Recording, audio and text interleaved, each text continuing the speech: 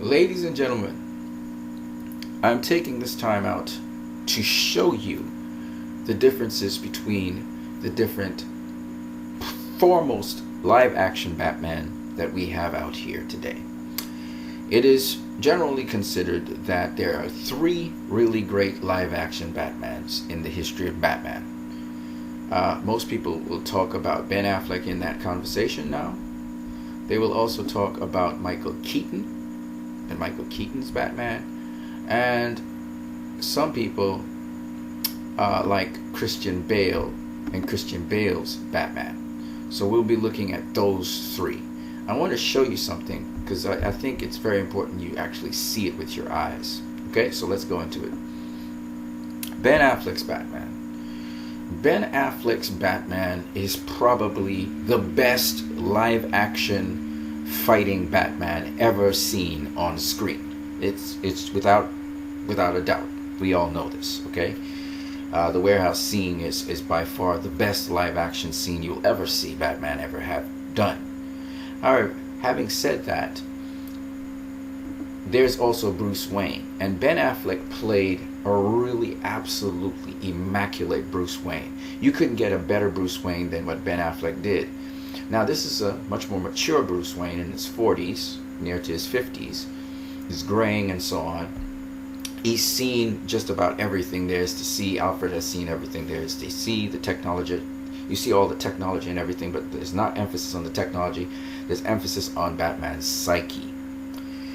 Now, I've listened to a certain YouTube channel, and they were trying to talk about, how Batman, if the conversation he was having with Alfred here, where he was talking about that 1% chance that Superman may be danger. Even so, then you have to get rid of him. And this guy, he's saying that's not how Batman operates. He would do more research into Superman, and he would learn more about him. The thing this guy is not taking into account is that Batman witnessed the death of people very, very close to him. And what you need to do as someone who is talking about Batman is the first thing you need to do is go back to the comics if you want to talk about Batman and see how Batman reacted to the death of Robin by the Joker. Batman went after the Joker to kill him. Okay? It's in the comic Death in the Family. And Batman wasn't thinking straight for the majority of that movie. Okay? Sorry, the majority of that comic. In fact, it was Superman that bailed him out. I was able to arrest the Joker. Otherwise, Batman would have killed the Joker. So go read the comic, Death in the Family, before you open your mouth and say a bunch of nonsense about a character you're not familiar with at all. This is the most comic book accurate Batman you will ever get. And it was Zack Snyder who brought this about. Now, there's so many things to this Batman that a lot of these so-called people who talk about Batman do not understand. Zack Snyder put Batman into a very interesting situation where for the first time he was greeted Superman. The first time he met Superman was in that Black Zero event where he lost, and Superman was involved in this. He lost very close people to him. Jack was like family to him. And then in spite of Jack, there's also all these employees he had who either were maimed, injured, or died in the incident. So Bruce Wayne took this very personally because it was like seeing the Robin here, right? He saw the Robin die. The Joker killed the Robin, okay? And we all know that Joker's teeth were destroyed out of his mouth because Batman pummeled him almost to the point of death, okay? So the Joker got damaged because of his killing of Batman's Robin, okay? And he always looks at Robin for inspiration. Now in this case, he sees Superman as a tremendous threat, and he does not see Superman as human. And that's why he validates himself by saying he needs to get rid of Superman from the world, okay? Now, it's very important to understand two things about Batman, okay? Because I think a lot of people do not understand Batman enough. But most people relate to him. He is not a perfect hero. he is a flawed anti-hero. He's not even a full-blown hero. He's a flawed anti-hero. Batman has a certain relationship with some criminals in Gotham, like the Joker and Killer Croc and all these guys. He doesn't kill them, but don't get it twisted. It's not that he hasn't once or twice tried to kill them, but they escaped. Okay? Even when you watch at the Batman animated series, where you think he's blown up someone or destroyed them in this blast, and then they manage to survive and slither away. So don't think that Batman's this guy who doesn't kill, or he's gonna stay away from killing. No. If Batman needs to kill, he will kill you. He will kill you, but he's not very likely to kill you. When he had to pick between Harvey Dent in The Dark Knight and Commissioner Gordon's son, he picked Commissioner Gordon's son to live, and he basically threw Harvey Dent to his death, right? We all know Harvey Dent died. Again, Batman does kill, but it's not like he wants to kill. That's not the thing. That's the difference between Batman and the Punisher. The Punisher, he wants to kill you. He doesn't mind killing you. Batman is not about killing you. He's psychological. He tries to get into your head. He tries to defeat you by scaring you. He tries to put fear into you. He tries to break you. Okay? That's what Batman does. Okay? In this case, Superman was such a threat, and Batman didn't feel like he was capable of destroying Superman, but was hell-bent on destroying Superman, that in this movie, he was even more brutal than he normally would be. Again, go back, read Death in the Family, you'll see this is exactly what Batman's doing, is exactly what he did in Death in the Family. Okay? So, it's not extraneous from the comics. This is definitely a form of Batman. The writing was for this. The script writing was excellent. It was on point. I go back here, you see again Ben Affleck playing the role of Bruce Wayne. Very convincing role of Bruce Wayne. And I'm going to show you what he did. Now, there was so much dimension to Bruce Wayne. You see his heroics in this movie. There's a lot of things that Batman v Superman did with Bruce Wayne. You see his heroics running into the 9/0 event as the building is crumbling, as people are running away from it because they're running to safety, right? He's not running to safety. He's running to his attachment. This is the second time, or the third time at least in the movie, that people close to him have died. The Robin died, his parents died, and now this event. Okay, 3 strikes, you're out. Okay? And remember, Lex Luthor plays on this in his little red notes to Bruce Wayne, manipulating Bruce Wayne that way. And you got to understand, this is deep in Bruce Wayne's psyche. You know, loss is not something Bruce Wayne deals with very well. Okay? So Alfred, again, just like in Death in the Family, was talking to Bruce Wayne all the time. Okay? And showing him this is what's happening. You're actually trying to get revenge. You're actually trying to get control of something you have no control over. Alright? Now, Bruce Wayne is also very tired. You can see that he's somewhat tired. But you can also see that he's seen it. He's been through the route. He and Alfred have seen all of this before. So you can see that he's wary, but he's also seen all of this before. And now he sees something that he must step up to beyond Gotham. This has to do with the world, and he thinks he has to take care of this problem immediately. Okay? And the Washington, D.C. event did not help the situation. Now, in addition to that, Ben Affleck's Batman was in so many different costuming. And of course, he had to gear up for Superman, so he was in this kind of costuming, which is just I mean, the costuming on this thing was just ridiculous. I mean, it was epic. I mean, this is Dark Knight territory. You know what I'm saying? Dark Knight Returns territory. Beautiful stuff. We saw him in the Nightmare Batman scenes. We see him with the iconic original Batman suit. Okay, the original. Nobody else had the original Batman suit, and he looked like Batman. You know what I'm saying? And he still looked like a creature of the night at the same time. So we can understand how they call him the Bat and the myth behind him. You know, we could feel that right now. You could see he was strong like the animated Batman, the big tank-like animated Batman, and yet he was nimble and quick. And on top of that, we also see him look like the Batman, the Dark Knight Returns Batman as well. So he was just very iconic, very ripped Batman. Okay, he moved like the Batman. Here he is just bursting through that window. Look at that, beautiful. That's, you can get it better than that, right? So just this Herculean, huge, powerful man, which is what we think of Bruce Wayne as, a hulking sort of guy. Most people say, well, Batman should be slender and slim like Spider-Man. No, no, no, no, no, no. I even heard Deborah, not Deborah, Patricia or Patty Jenkins. I heard her saying that, you know, you would think that Batman should be slender and slim and so on, not hulking and big and strong. I disagree with Patty Jenkins on that one. I'll explain to her why Batman needs to be hulking and big and strong. One, he has to be very strong. Two, stealth is not based on bulk. It's not based on mass. So Batman, his thing is stealth. His thing is mental games with people. His thing is to scare you. So if you got to scare someone and you're a big hulking mass of a person, what's more petrifying than finding a hulking mass of a person appearing to you in a place you don't expect?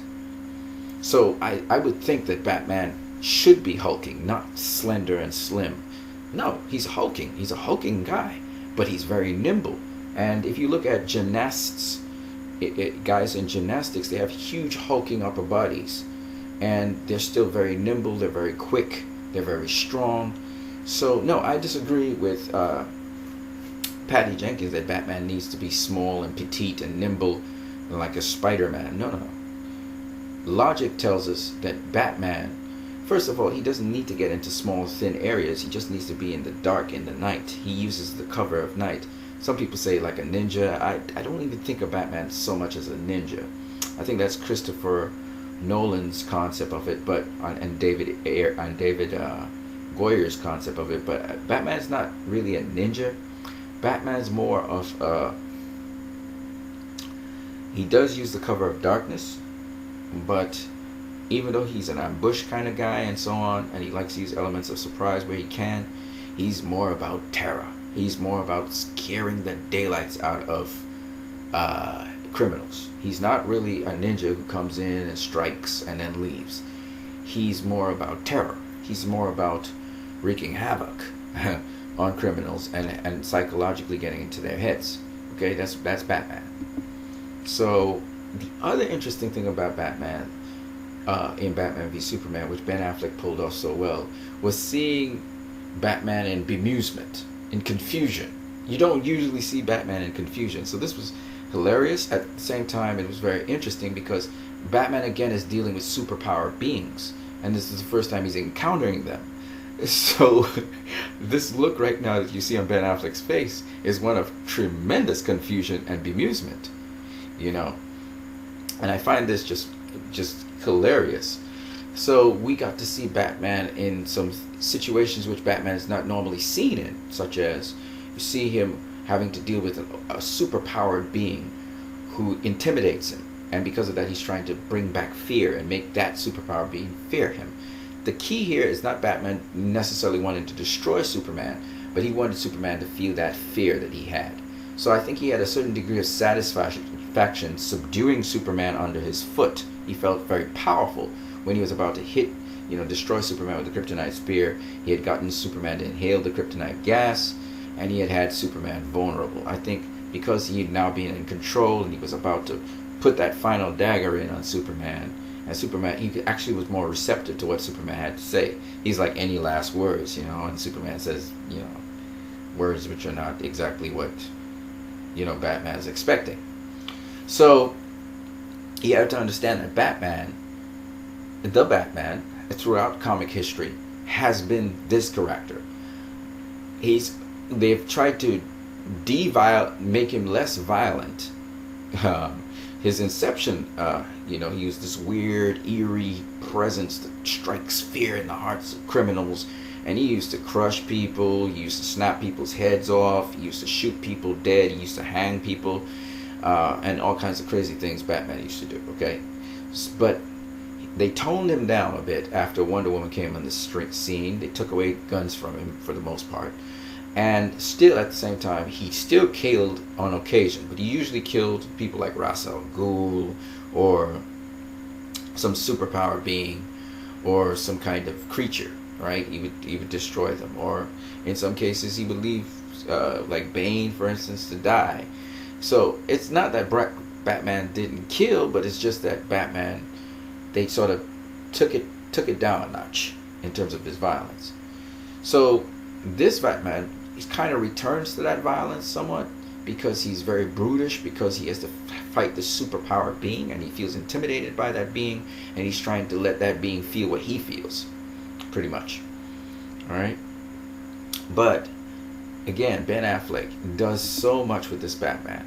Okay, look at that iconic Batman sweep in, and you're going to see that this is not just something exclusive to this movie, but Tim Burton's Batman is also exceptional. Okay. Now this is the live action performance of Batman, just a little clips of the live action performance of Batman. I mean, this is so ridiculously sick. I mean, you see his power, you see his speed, you see his quickness, you see his agility. Everything's on display right here in this run action sequence. It's just so freaking crazy. Alright, this is Batman running through a whole set of goons in really quick succession. Alright, and you see his suit on display, the technology, everything about Batman's right here in this fight scene. It's one of the best fight scenes of all time in terms of comic book movies. You're not going to get it better than this. But I'm just saying that the acting that Ben Affleck did, you have to understand, Ben Affleck was wearing so many different suits. He was in so many different situations, both as Bruce Wayne and as Batman. He was in a Nightmare, Nightmare Batman.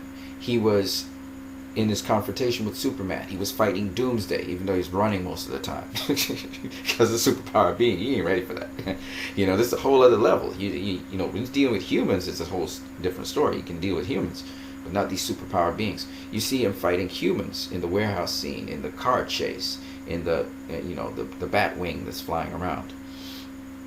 You see him heroically going into a building that's falling down. You see him working with Alfred, and you see his problems, his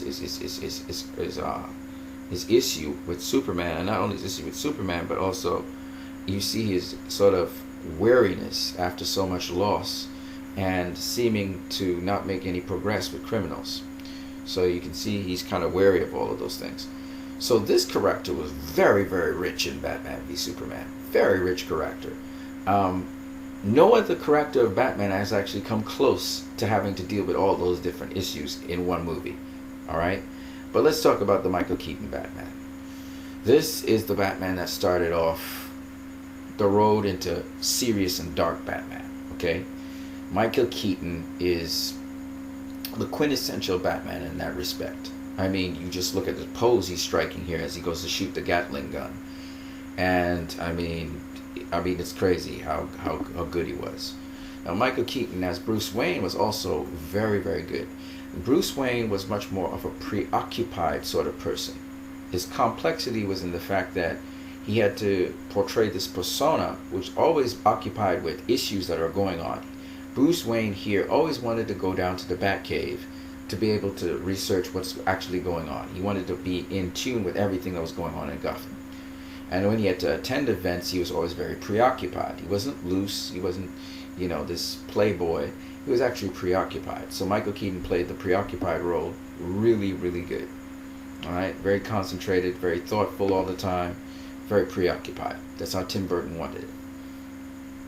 But you can tell also that he's not just Bruce Wayne, but he's also kind of like Batman. You could actually see Batman in his face. Even though he'd behave, less intimidating as Batman really is, you could see that side of him. And that's the nice thing I liked about Michael Keaton's Batman. It was very concentrated. He's always processing things. He's always preoccupied with stuff, So that was the dimension of that Batman. It wasn't as it didn't have as wide a dimension as Ben Affleck's Bruce Wayne, which was of course a lot older and occupied with a lot more things. But again, Tim Burton's Batman picks up where you already have a Batman. He's already Batman. He's been Batman for a brief while. And you pick up from there. So the first Batman, Batman 1989, it's basically about introducing us to the Batman, but he's already been Batman for a while. Okay? But he introduces everybody to the Batman. He's been a Batman for a while, but he's not been known as Batman. The news and the media talk about this Bat. That's what he's called, the Bat. And it seems as though he sucks blood out of people. They think of him as a vampire bat. Well, of course, we learned differently. And he has tools and equipments. So there's a little bit of focus on the toys. So basically, Michael Keaton immortalized the I'm Batman slang. Okay, Tim Burton and Michael Keaton immortalized that. And it was in Batman 1989 where the guy says, "What are you?" He says, "I'm Batman. Tell your friends about me." Okay? Alright, so Michael Keaton did that. Here is the iconic jumping through the window Batman. Michael Keaton, as I said, was the first to do this. You saw Ben Affleck doing it as well with his Batman, which should be right here. There you go. Alright. But my kid Keaton, the first time I saw that, it was like freaking crazy, man. I was like, God damn, that is awesome. And that's when I think he was jumping through to save Vicky Vale, which is what she was called, the newspaper writer, Vicky Vale, and get her away from the Joker. He comes in with a dramatic entrance. It's really cool.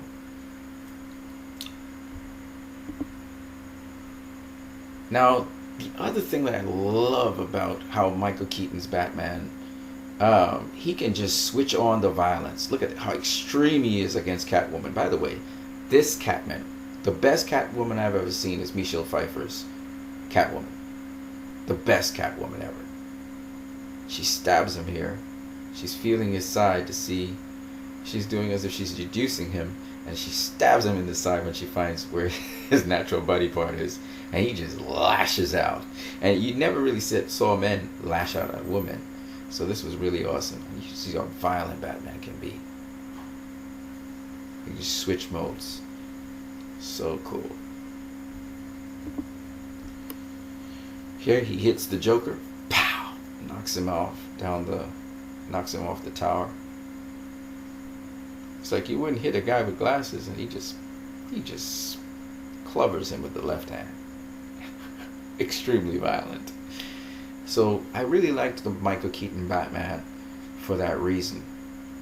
It wasn't as complex as Ben Affleck's Batman in Batman v Superman, but he really put the bar really high, and it was extremely iconic in bringing about the Batman figure. Okay, definitely behaved like Batman. Again, I'm trying to tell you, he eventually killed the Joker, and he killed a number of different people in Batman 1989. Once again, it's not that Batman is averse to killing. It's not that Batman does not kill. It's that he's more about scaring people, but he does kill.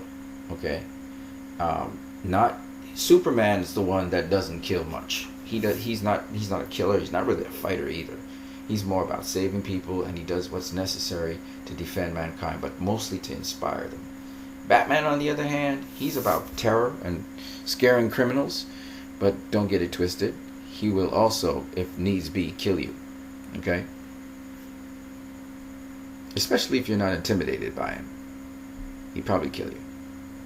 And he basically told the Joker here in Batman 1989, I'm going to kill you. He wasn't playing. And that's Batman. Now we come to the Christian Bale Batman. And unlike the two Batmans that I showed before, I can't really show you a nice picture with him with a grappling hook, the standard thing that Batman has. So I decided to use this new thing that Christopher Nolan uses, which is some kind of electromagnetic pulse gun that kind of shuts down other things. So Christopher Nolan pretty much warped the whole Batman lore to try and make his own story using Batman characters in it. So Christian Bale here looks excellent as Bruce Wayne. He really looks the part right there. He looks physically imposing and physically strong. Okay, young Bruce Wayne. However, he kind of deviates off of Bruce Wayne. Now I know this is supposed to be a cover, and there are variations of Bruce Wayne like this. He is a playboy for that matter. But here, he really looks kind of goofy, and he gets this. He looks great here. He looks fantastic here. Again, very concentrated looking person. This is the persona of Bruce Wayne that we come to know. This is the persona of Bruce Wayne where he's concentrated and very much this is more of the Batman you're seeing here. Okay, again, this is sort of borrowed from Michael Keaton's Batman, which is very concentrated looking. But oh my God, he looks like he has a lisp. He talks with a lisp. This just throws me off. Seeing him in stills is great. Seeing him performing as Bruce Wayne or as Batman really throws me for a loop, man. That looks horrible how he talks there. That's not Bruce Wayne. This again is just, oh my God. He reminds me of George Bush. I mean, it's just horrible. George Bush is Batman. Well, there you go. You have him now. Oh my God, what is that? You know, there's a guy who actually mocks Batman. He looks like that guy. You wouldn't believe it, but this is actually Christian Bale in a Batman suit, and he looks horrible as Batman. Look at him here. And there's Catwoman in the background. At least this looks like Commissioner Gordon, but oh my God, what is going on here? Oh my God. Oh my God. Is Batman cokey-eyed? Is Batman cross-eyed? Oh my God, this is horrible. I mean, the costuming is just terrible. Oh my God, he looks like he has a lisp. I mean, this is awful. Awful. I'm back. I'm back.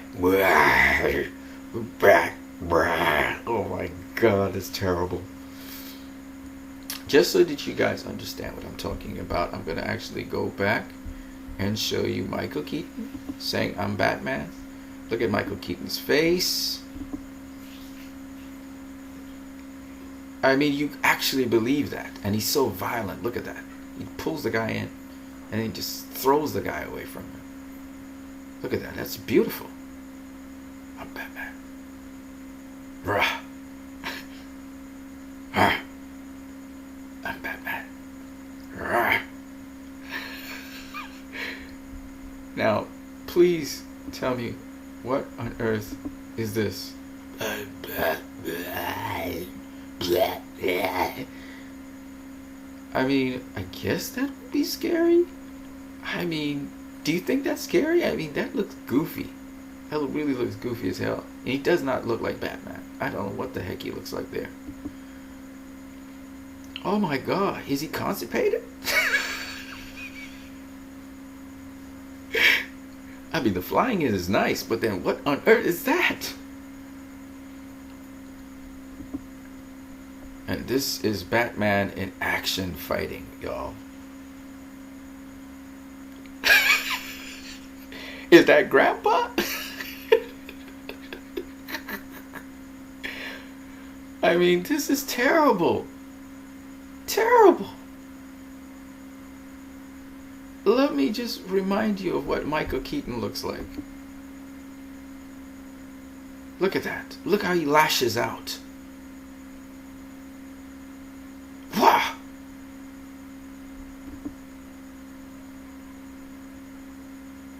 Wah! Look at that. Look at that. Vicious. Okay? Should we go to Ben Affleck? Should I do that? Look at Ben Affleck in action. Oh my God. Look at that. Oh my goodness. Oh. Oh my goodness. You see how vicious Batman is? He has to be vicious. He has to be aggressive. Look at that. Look at this. What?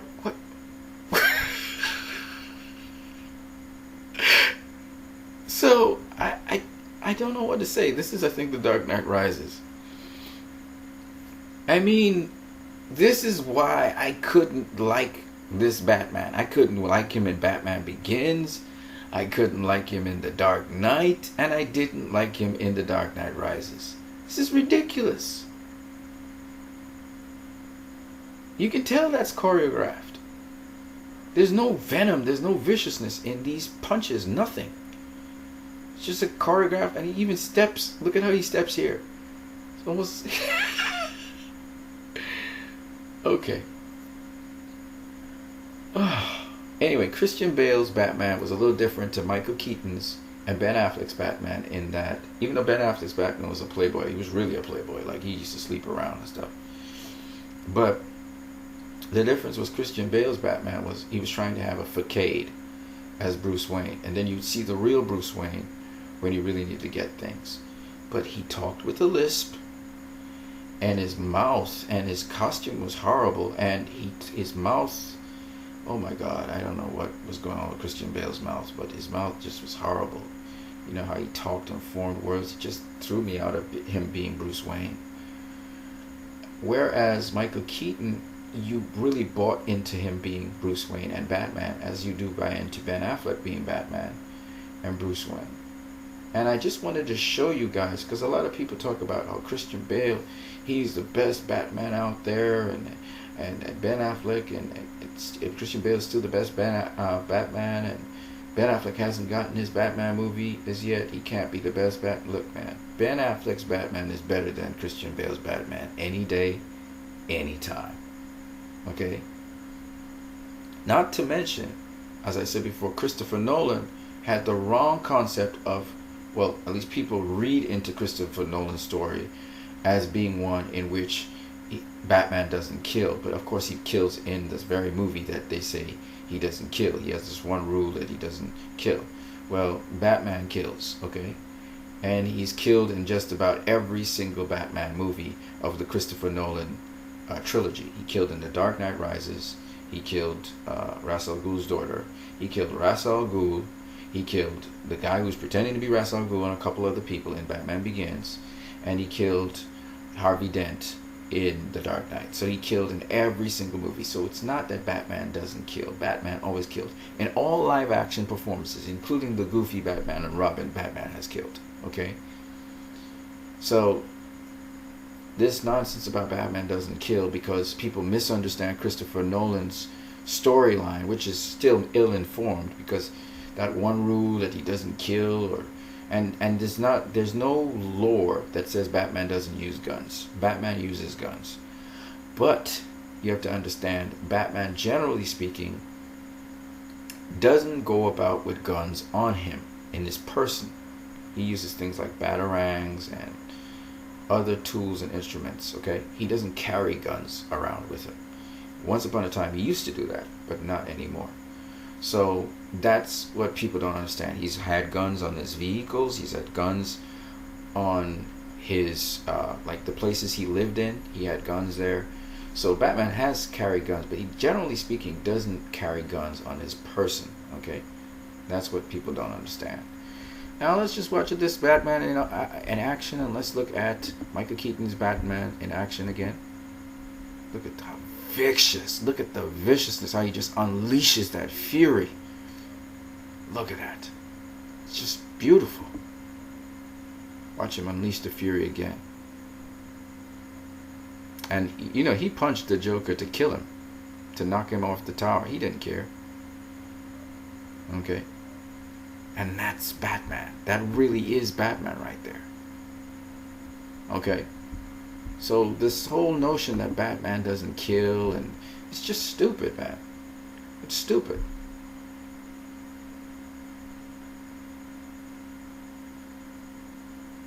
Brute strength and brute power. That's the viciousness of Batman has always been. He's always been vicious. He's always been vicious. Okay? He's never been goofy. This is, I don't know what this is, geriatric home or something. I don't know what's going on there. That's just... What on earth is that? Is he constipated? What happened there? Oh my God. That's him flying in. The flying in is beautiful. But then he just hunches together. What's he supposed to be, a bat? I mean, I don't know what that is. I just don't know what that is, folks. What on earth is that? I think he was going for the rage and vengeance of Batman or something. It just does not work. It looked like he was constipated or something. That was just horrible.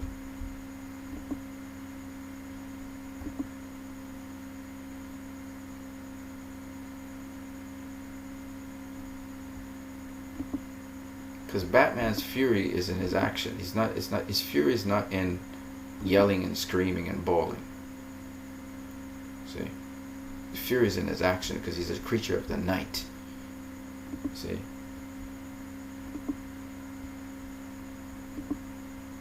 So he's a creature of the night. His fury is in his action. See?